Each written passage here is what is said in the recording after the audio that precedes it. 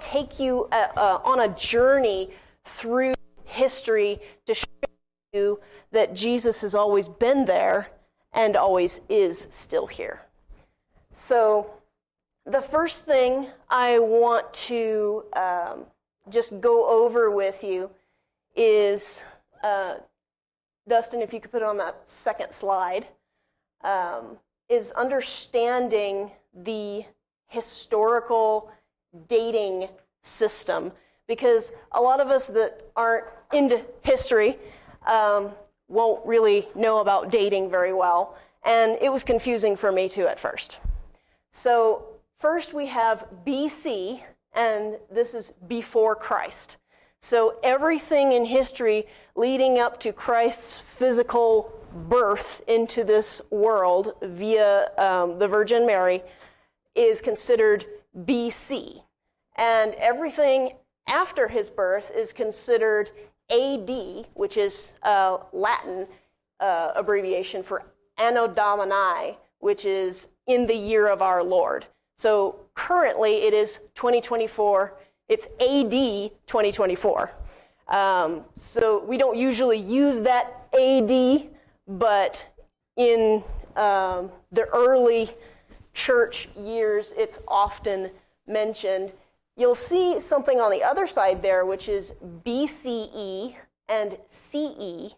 And this is what you're going to find if you're watching the History Channel or some other more secular shows, because after a while they decided that they wanted to take Christ out of it.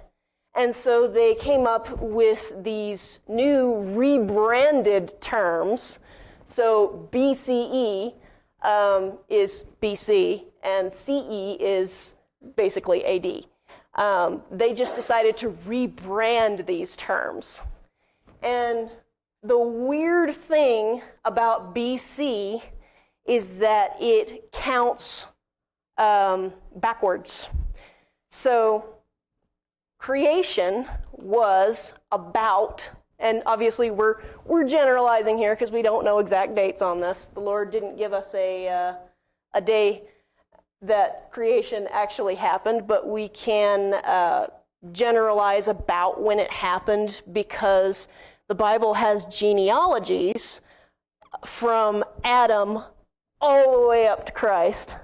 And so that gives us that time period, because it tells us, Methuselah was 900 years old when he died, and, so on and so forth. So we get that general timeline that the earth is about 6,000 years old. And we start with Jesus before even that.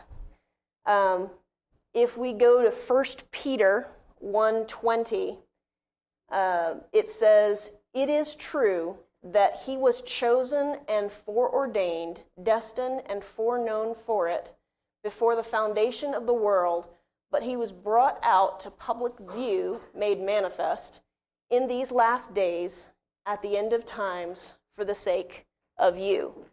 So we know that before even creation happened, before the first blade of grass, before God made any of us, he already knew we were going to mess up. He already knew that, okay, well, love needs free choice. I have to give them free choice in order for it to be love. And he already knew we were going to mess up from the beginning. And so this plan was already in place. He loved us that much that he created us knowing that we were going to mess everything up. And then we move forward a little bit into creation, which is about 4,000 BC, about 6,024 years ago.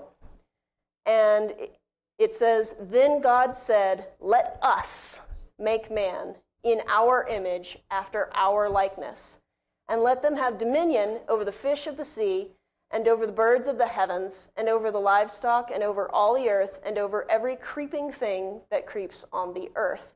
Notice us. And that's a very strange term, especially for the Jewish people who would have, first read this, because if you go talk to a Jewish person who doesn't believe in Jesus, they'll say, God is one, God is one, God is one. Because the message of the Old Testament was God is one. Because all of the different pagan religions around them was God was many. And there was a pantheon of gods. And so the focus was God is one. But we know that God is 3 in 1. And that's Father, Son, and Holy Spirit, the Son being Jesus. So Jesus was present and a part of the creation of the world and of man.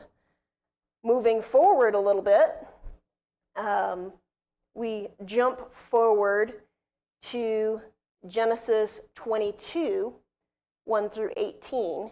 And this is about 2046 BC, because again, the years are counting down to Jesus. That's why we go from 4,000 to 2,000.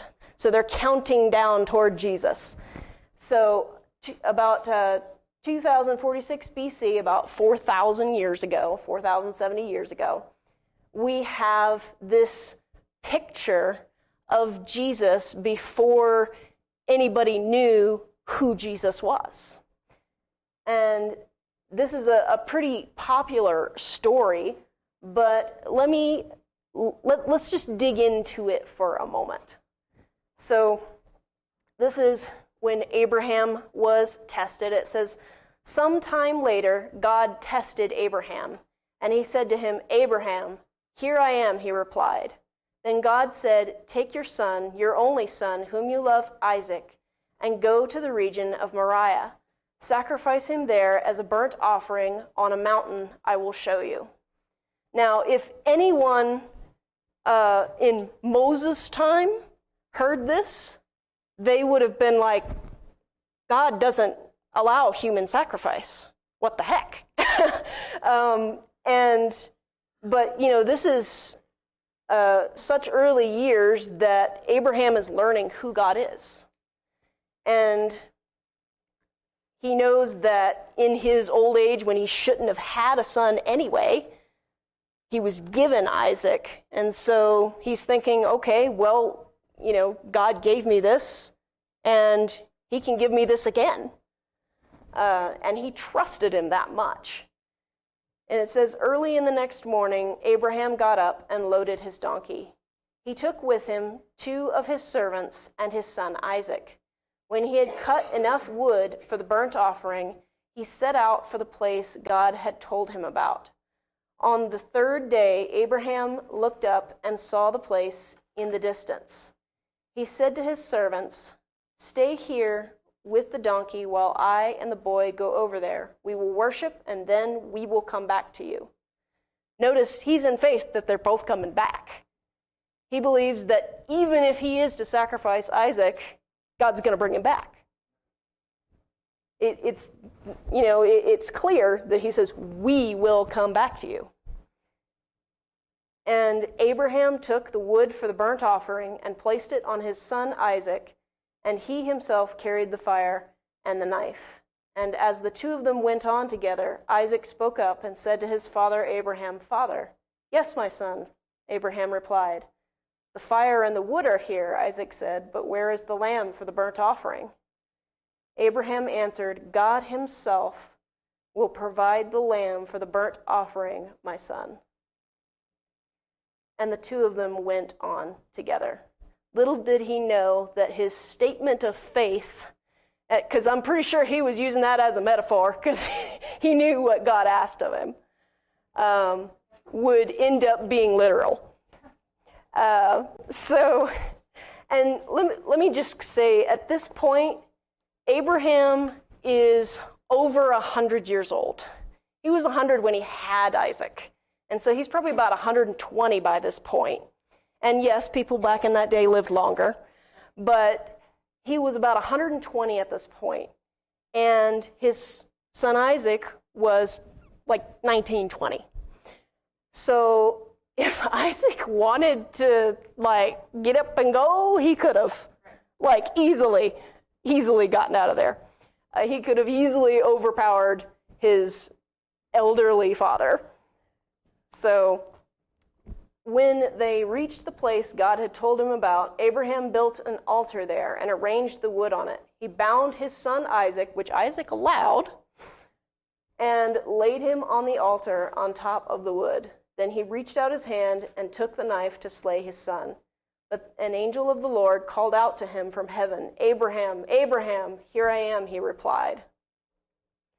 "And do not lay a hand on the boy," he said. "Do not do anything to him. Now I know that you fear God, because you have not withheld from me your son, your only son." And Abraham looked up, and there in the thicket he saw a ram caught by its horns. He went over and took the ram and sacrificed it as a burnt offering instead of his son. So Abraham called that place, "The Lord will provide." And to this day it is said, "On the mountain of the Lord it will be provided." And if you actually look further in history, this is the same mountain that Moses received the 10 Commandments on. And so the Lord provided on this mountain more than once. And the angel of the Lord called to Abraham from heaven a second time and said, "I swear by myself, declares the Lord, that because you have done this and have not withheld your son, your only son, I will surely bless you and make your descendants as numerous as the stars in the sky and the sand on the seashore.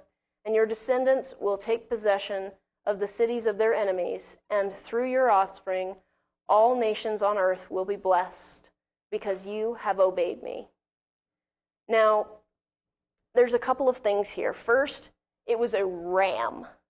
And being familiar with a lot of the different symbols in the Bible, my first thought was, well, if there was a ram up there, surely there was a lamb. Why didn't God use a lamb if this was supposed to be a picture of, God sacrificing his son, a foreshadowing of that happening? Why didn't he use a lamb? Because that's normally what we associate with that, because of Passover. And if you really look at it, a ram is an adult male. And it was a foreshadowing of even Jesus being sacrificed as a 33-year-old man rather than a child. Just so specific. Yeah. God is so specific. And it also comes down, when you come down to verse 18, it says, "Through your offspring, all nations on earth will be blessed, because you have obeyed me." And when you look at that term at first, you're thinking about all of the many descendants that he was just promised, but that word offspring is singular, talking about Jesus only. So all of the nations of the earth will be blessed through Jesus, who would later come down that line. Just those tiny details in the wording that were probably a lot more clear for those reading in the original Hebrew, but because we've had this translated a couple of times so we can understand it, sometimes those little details just don't come through as easily. So next we get to even more exciting encounter with Jesus, because this is what we call a Christophany. And this is where Jesus came in a bodily form, whether that looked like a man or an angel, but he came in some sort of a bodily form that was recognizable as a man or an angel, and he spoke with people. And most of the time, you don't hear about this. You think of, okay, well, there was Jesus, he was born, he did his thing for 33 years, he died, resurrected, and he was saw a couple times after that. He was there throughout the entire Old Testament, appearing to different people, because he couldn't resist. God loves us so much, he can't resist being a part of our lives. And even though it wasn't his time yet, he wanted so badly to be a part of his people's lives. And so we jump forward to Genesis 32, 22 through 30. And this is about 1735 BC, about 3,758 years ago. And it says, that night Jacob got up and took his 2 wives, his 2 female servants, and his 11 sons, and crossed the ford of the Jabbok. And after he had sent them across the stream, he sent over all his possessions. At this time, he was afraid of his brother, and he was sending everybody ahead of him to try and be like, peace offering, peace offering, peace offering, before he actually, it's like if you get in an argument with your spouse and you're like, I got you something, please forgive me. So this is the attitude he had at that time. And so eventually, everybody had gone ahead of him, and Jacob was left alone. And it was just him and his tent in this little spot on the mountain. And so Jacob was left alone, and a man wrestled with him till daybreak. When the man saw he could not overpower him, he touched the socket of Jacob's hip, so that his hip was wrenched as he wrestled with the man. Then the man said, let me go, for it is daybreak. But Jacob replied, I will not let you go unless you bless me. The man asked him, what is your name? Jacob, he answered. Then the man said, your name will no longer be Jacob, but Israel, because you have struggled with God and with humans and have overcome. And Jacob said, please tell me your name. But he replied, why do you ask my name? Then he blessed him there. So Jacob called the place Peniel, saying, it is because I saw God face to face, and yet my life was spared. Even at that point, they knew, seeing God, you're dead. Because that presence of holiness, there can't be sin in the presence of holiness. That's why if we don't accept the gift of Jesus, we end up in hell, which is the absence of God. Because we can't stand in his holy presence if we have sin in us. And we have sin from the day we're born, because that's passed down to us by our father. Thanks, Adam. So we have that from the day we're born.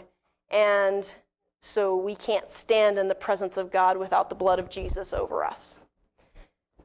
So when Jacob called that place Peniel, he was naming it after the experience he had where he saw God face to face. And who is God in the form of a man? We know that's Jesus. So this is one of the earliest points at which Jesus came in the form of a man. And obviously, there are more examples than what I'm going to share here today, but I'm giving you kind of a broad overview here because I could make this into a series, and I don't have a series. So we're going to make a little overview here. So the next slide, if you could put that up for me. This is modern day Peniel. So obviously we don't have anything of when Jacob was there because it was him in a tent. What are we supposed to find archaeologically? A tent peg? I don't think they even had tent pegs back then. They probably just used a rock and a stick. But what we do have is mentioned in the Bible many, many years later. In that place that he named Peniel, the name remains, and they built a city there. And so you can see in this picture, this is part of the wall of that city, and you can see the ford of the Jabbok River down there, and this place right up here. And we know this is Peniel because we have the ruins of this city that have been dated to the time of Jeroboam when that city was constructed. And so here we have one of the walls, and this is just a little tiny piece of the city that was excavated And you can see some small rooms there. This is probably a house right there. And you can see some of the construction still there today. And one of the things that I think is really important is God asks us for faith. He doesn't ask us for blind faith. And in that time, they had to have a lot of faith. Yes, they could see the earth around them. They could see that there was a creator. But we require a lot less faith today because we can see the archaeological evidence of what the Bible tells us. They have found so many different places and people and writings that all tell us, outside of the Bible, mind you, that the Bible is true. And so I find it very important in today's world where the Bible is so doubted, even by Christians. I think they did a survey in 2022, and 75% of people didn't believe, that 75% of Christians, mind you, didn't believe that the Bible was entirely true. So I believe that it is very important to give that support where I can so you guys can keep your faith strong and be able to defend your faith. So next we move on to Exodus. And this is the one that's probably a little bit more popular. And we're going to be in Exodus 12. We're going to be skipping around a little bit through the verses here because I had to make it a little shorter so we would have time to go through it. This happened about 1446 BC, about 3,400 years ago. And this is speaking about Passover. And if you're unfamiliar with the Passover story, it's when Israel was in slavery in Egypt, and they got to, after many plagues, trying to convince the Pharaoh to let them leave, they came to that final plague, and it was the death of the firstborn son. And this was tragic in so many ways, especially, number one, you're thinking about firstborn sons, you're thinking about the kids. What about all the fathers who were firstborn? What about all the grandfathers that were firstborn? We're talking about a lot of people here. And the firstborns were the one who inherited everything. So this would have thrown everything into chaos. And when God sent the angel to carry out this task, the Israelites needed to be protected. And so this is how Passover started. In verse 5, it says, "The animals you choose must be year-old males without defect, and you may take them from the sheep or the goats. Take care of them until the 14th day of the month, when all the members of the community of Israel must slaughter them at twilight. They are to take some of the blood and put it on the sides and tops of the door frames of the houses where they eat the lambs. On that same night I will pass through Egypt and strike down every firstborn of both people and animals, and I will bring judgment on all the gods, little g, of Egypt. I am the Lord. The blood will be a sign for you on the houses where you are, and I will see the blood, and I will pass over you. No destructive plague will touch you when I strike Egypt." Then Moses summoned all the elders of Israel and said to them, "Go at once and select the animals for your families and slaughter the Passover lamb. Take a bunch of hyssop, dip it into the blood in the basin, and put some of the blood on the top and on both sides of the door frame. None of you shall go out the door of your house until morning. When the Lord goes through the land to strike down the Egyptians, he will see the blood on the top and sides of the doorframe and will pass over that doorway and he will not permit the destroyer to enter your houses and strike you down. And then there's this last verse that's more instructions later, and it says, it must be eaten inside the house. Take none of the meat outside the house, and do not break any of the bones. And again, this is another foreshadowing, another picture of what Jesus would do for us. And it's actually more literal than you think. First of all, they use the lamb.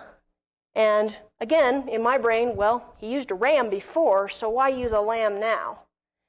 When you have a flock of sheep, you'll have maybe one ram for every 20 ewes. For every 20 females, you have one male. And they needed to have one for every household. So lambs were going to be more available. And that's just my personal opinion of probably why he did that, is because they were more available. If you'll go ahead and go to that next slide, you can see we have first over here this is what hyssop looks like. And biblical hyssop is known for being a cleansing herb. It was used in cleansing in the Old Testament. It was even used, they tied hyssop to a branch to offer wine and myrrh to Jesus while he was on the cross. He never drank that because wine and myrrh, the reason they would give that to you on the cross is because it's an anesthetic. And he felt every bit of pain while he was on that cross. He wasn't going to take a painkiller. And so this herb is very, very significant. And then we see this is kind of what they're talking about with putting it on the door frame. And if you'll look, that top spot right there, that would have been where Jesus had the crown of thorns, both sides for his hands. And it would have dripped down to the floor where his feet would have been nailed to the cross. Again, we have a very literal picture that God was giving to the Israelites before they knew hardly anything about the Messiah. And so God is very specific, and he's very, very picture-oriented. And he basically gave this lesson, this foreshadowing many, many times throughout the Old Testament, so that when Jesus came, the Jews wouldn't have such a hard time believing it because they'd seen this picture over and over and over in different ways. So then we head forward to about 1405 BC, Joshua 5:13. And this is when Joshua is about to conquer Jericho. And if you've had any knowledge or you've been to Sunday school classes, you probably know the story of Jericho where they shouted and the walls fell down. So this is right before that. And it says, now when Joshua was near Jericho, he looked up and saw a man standing in front of him with a drawn sword in his hand. Joshua went up to him and asked, "Are you for us or our enemies?" "Neither," he replied, "but as the commander of the army of the Lord, I have now come." Then Joshua fell face down to the ground in reverence and asked him, "What message does my Lord have for his servant?" The commander of the Lord's army replied, "Take off your sandals, for the place where you are standing is holy." And Joshua did so. You'll notice, we know that this is not an angel, because when he bowed down in worship, the angel would have corrected him, would have said, "No, get up, don't worship me." Right. Instead, he says the same thing he said to Moses, "Take off your sandals, for this is holy ground." And so again, we see Jesus as the commander of the Lord's army who was coming to take down those walls. And I think Joshua probably got one of the closest pictures to what John saw when he saw Jesus commanding an army, the Jesus that's coming back for us, the lion that's coming back for us. And so again, I want to show you a picture here of, this is modern day Jericho. And they've excavated parts of this. And with a lot of these excavation sites, you'll see bits and pieces that are done. And that's often because of political things and other things that prevent them from actually excavating the whole site. Sometimes they actually have to fill it back in so that people could construct over it. But this is miles of city right here that you can see, and they've actually excavated both portions of the walls, which they found busted from the inside down, creating a ramp. So the walls were not busted from the outside falling in, they were busted from the inside falling out, and created a ramp for the Israelites to just mosey on up there. So the Lord not only took the walls down, but he made a ramp for the Israelites to just walk up, because you can see this is up on a hill. And they would have had an inner wall and an outer wall, and that outer wall was just broken down to create a ramp so they could go straight up into the city.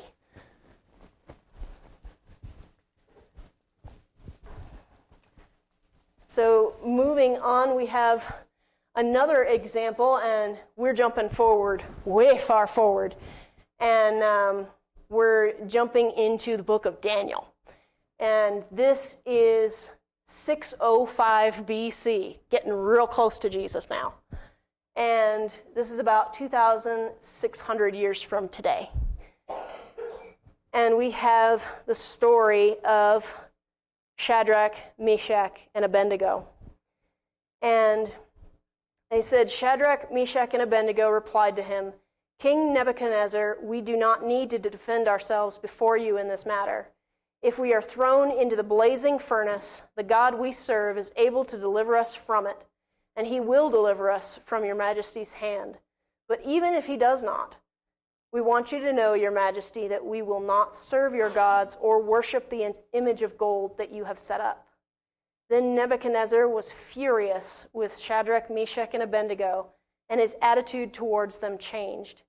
He ordered the furnace heated 7 times hotter than the usual, and commanded some of the strongest soldiers in his army to tie up Shadrach, Meshach, and Abednego and throw them into the blazing furnace. So these men, wearing their robes, trousers, turbans, and other clothes, were bound and thrown into the blazing furnace.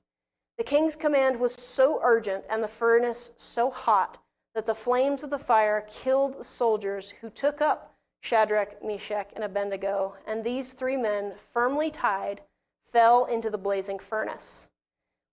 Then King Nebuchadnezzar leaped to his feet in amazement and asked his advisors, Weren't there 3 men that we tied up and threw in the fire? They replied, Certainly, your majesty. He said, Look, I see 4 men walking around in the fire, unbound and unharmed, and the 4th looks like a son of the gods. Nebuchadnezzar then approached the opening of the blazing furnace and shouted, Shadrach, Meshach, Abednego, servants of the Most High God, come out, come here. So Shadrach, Meshach, and Abednego came out of the fire, and the satraps, prefects, governors, and royal advisors crowded around them. They saw that the fire had not harmed their bodies, nor was a hair of their heads singed, their robes not scorched, and there was no smell of fire on them. And we see that he sees that person with them. He immediately says, it's a divine being. It's a son of the gods. What he was seeing was Jesus walking around in that fire with them. And now I just want to kind of give you a little bit of insight. If you'd go ahead and throw up that next slide.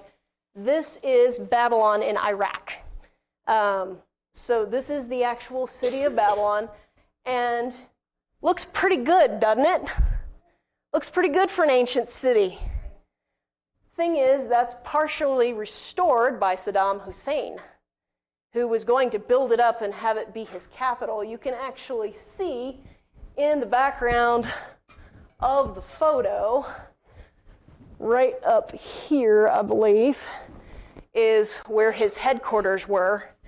And he built up that city from the ruins that were there. So probably about, 2 feet up is what the original ruins are. And you know what those ruins are because they actually stamped the bricks back then. And there were stamps from King Nebuchadnezzar on the bricks. And then the later ones, Saddam Hussein thought himself such a ruler that he stamped his own bricks. But because of that restoration, we get to see a little bit more of what it would have looked like. And this palace straight here in the center is Nebuchadnezzar's palace.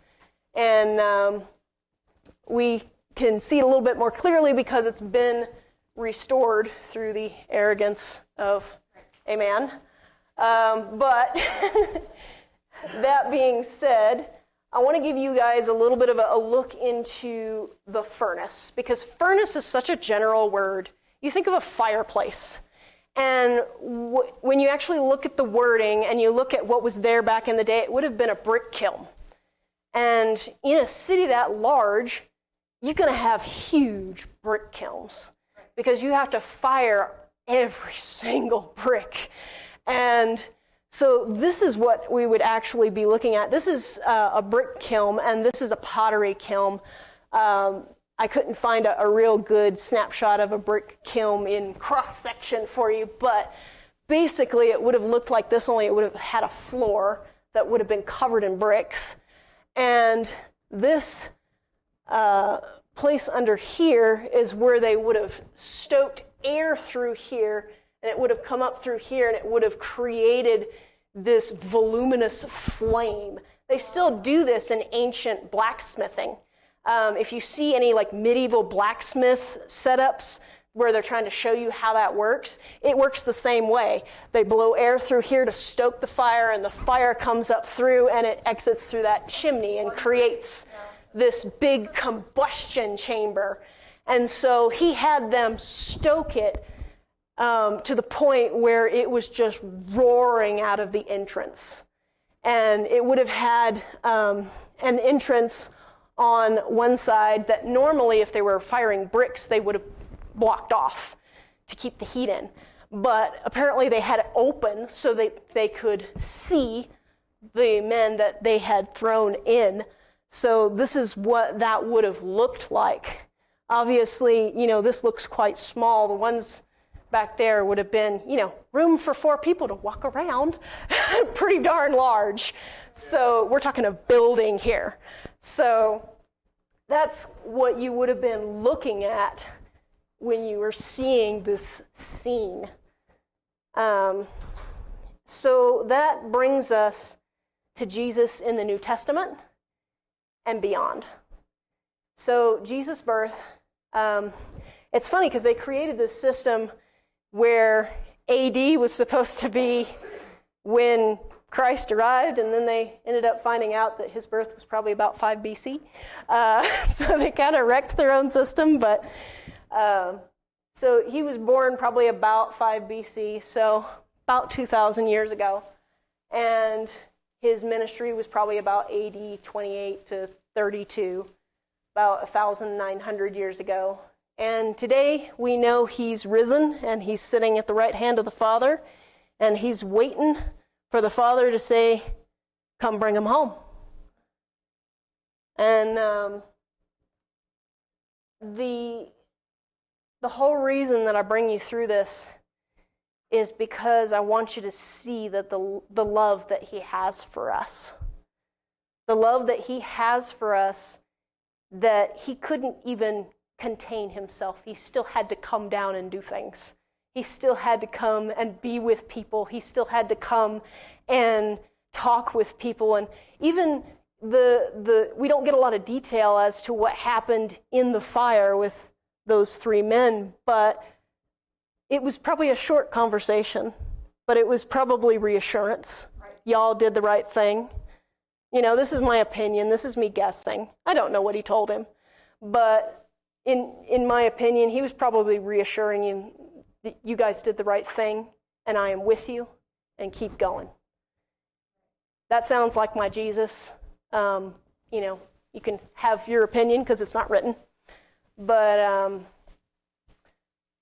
even in those moments, just like he came to Joshua and said, I am here, I am leading my army, we will prevail. I will prevail and you will be right behind me. All of those times where he came in there and said, I bless you, I send you forth, I'm here in front of you, I'm here to your side, I'm here to your behind, I am with you. And it's just a consistent presence throughout the Old Testament. And we often, mostly because of unbelievers, we get that criticism of the God of the Old Testament was hard and angry. And really what it is God is just. God is just, and he can't allow sin in his presence. And he wants so desperately to be with us that he had to find a way to do that. And he already had that way before we were even created. He knew what was going to happen, and he knew what he had to do. And the Old Testament really shows us how far we fall short. And the New Testament shows us how much grace and love he has for us when he took that on the cross for us. And we often get the short version of the gospel. So I'm going to detail it up just a little bit because that's what I do. And the gospel is very simple, very simple. But there are many details of it that could be helpful if you are witnessing to someone that they may need to know. There are many very intelligent people out there who want to know those details. So when, the first thing is, what about the blood? What's so significant about the blood? We see blood, Old Testament, New Testament, pagan religion, we see blood everywhere.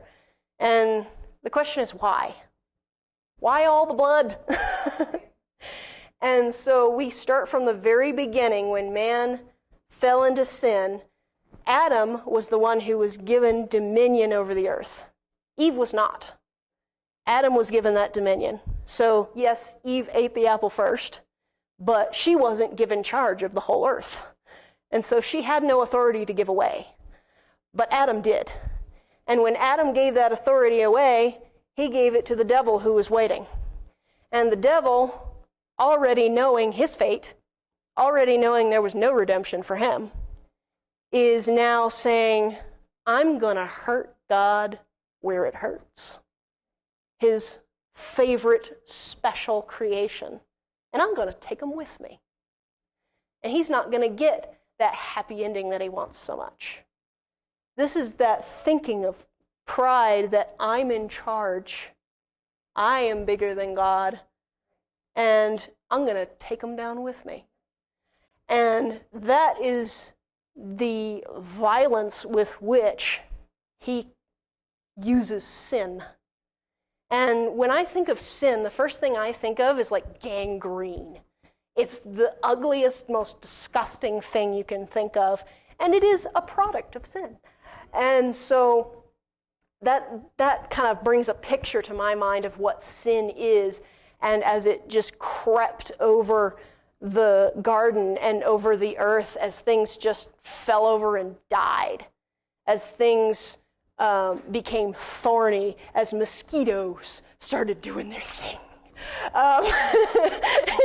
Okay, I'm a redhead. I'm a little biased with the mosquito thing, but I get bitten a lot. But so, this horrible thing comes upon the earth because Adam gave his authority over the earth to the devil, to Satan. And once that happened, we have death. Before that, there was no death. There was no sickness. There was, it was, the conditions of Eden were like the conditions of heaven. It was perfect.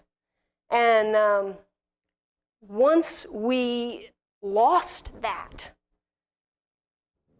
that is when God's salvation plan kicks into action. And so he brings in, it says, I believe it's in Psalms, don't quote me on this, but I believe it's in Psalms that says life is in the blood. And when blood stops pumping through your body, when your heart stops and blood stops pumping, it has all the oxygen and nutrients and everything you need to survive. Once it stops pumping, you're dead. You're considered dead. And it is that life in the blood that is so essential.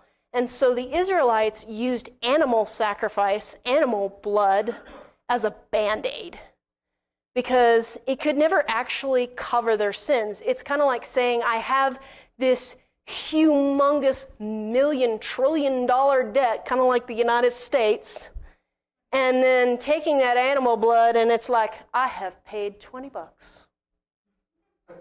$20 toward my debt. Aha! And that's what the Jews were doing. They were slapping this tiny Band-Aid on the problem because that's all they had. Because Jesus was the only one who was 100% human and 100% God, who could, in fact, take that debt and pay that debt for us.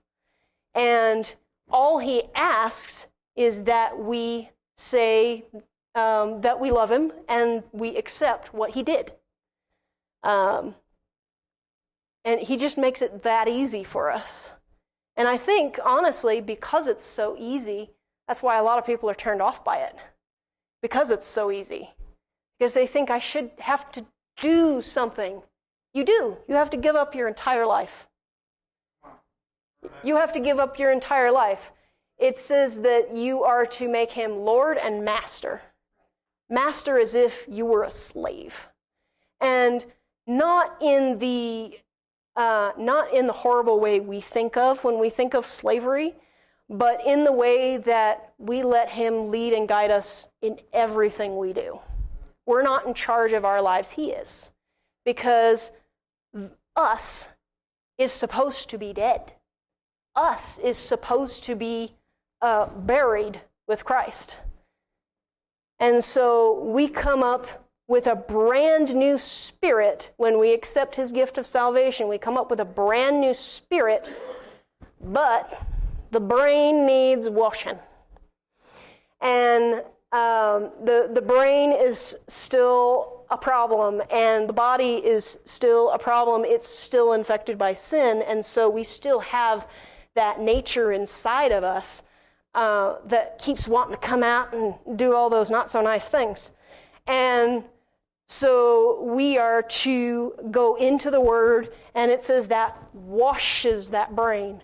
And in the physical, what it's doing is it's creating physical neural pathways in your brain that create positive habits and memory of the Word, and that creates a new mindset that's more like Christ. Because the more we indulge in our flesh, in our sin, the more those old pathways keep circulating, they get stronger. Because whatever circuits in our brain we use, they get stronger. And that's why when you start a brand new habit, you say, I'm going to read the Bible every day for a year. And then a month in, you're just like, I'm so far behind, why even bother? It's because that old circuit took hold the second you were uncomfortable. We fall back in the old circuits the second we don't try. And eventually, we get to where those brand new circuits are what we use all the time, and so that becomes our fallback. And so that's what we want. But in its entirety, it is really, and And when I say that the Jews kind of had that Band-Aid, when the Jews died, they actually went to hell. They went to what's described in the Bible as an upper layer of hell. And when Jesus died, he went back with the keys, and he took them up to heaven with him. And this is something that often gets confused because when Catholics talk about purgatory, this is what they're referencing. And they think it's for everyone. But it was for the Jews because they were Band-Aiding the matter. So we don't have Band-Aids, we have Jesus. And just like the angel of death saw that blood on the door, and he saw them through that blood and said, nope, and he moved on, it's the same with us. God sees us through the blood. And so all he sees is us as clean as Jesus is. So that's really all I had to talk about today, but I do want to say that it is a narrow road. And Jesus made it very clear that we are to walk that narrow road. The gate is small, the path is narrow. And if you think coming to church once a week and living like hell the rest of the week is the narrow road, you're sorely mistaken. When it says Jesus is your master, that doesn't mean on Sundays. Okay? So I want to encourage you that I know that, those of us here are Christians, as far as I know, that if you're living in that lukewarmness, if you're living where Jesus is a part of your life, but he isn't your life, if he doesn't come up in everyday conversation, I'd say that's your cue right there. Because if he's in everything you do, he just comes up. He just does. It's just a part of life. It's like food coming up in conversation because we eat all the time, so food's going to come up in conversation. If we're in the Word, if we're talking to Jesus, it's going to come up in conversation. It just is. The people around you should know you're a Christian just from what you say, even if it's just, oh, hey, I can't work Sundays, I go to church. Even if it's just that. Even if it's, oh, hey, I got a Bible study, I can't go out right now. Or, just remember that every time you see someone may be the last time that they're around anyone who can give them the gospel. We're not promised the next second. Jesus may come back. This city is dangerous. I'm just going to say it, okay? This city is horrible. Like, I hear about a murder every other week. So, we're not promised any time, and neither are the people around us. And so if you can, even if it's just through your example, even if it's, you don't know them quite well enough to sit down and have a chat, because I'm introverted. I'm not out there going, hi, have you heard about our Lord and Savior Jesus? That's not me, okay? But I am, as a Christian, an evangelist. And that means that in my own way, in your own way, we are a light. Whether that just be showing through our daily life that we're different and saying, hey, just curious, have you ever thought about what's going to happen when you die? I'm not afraid of it, are you?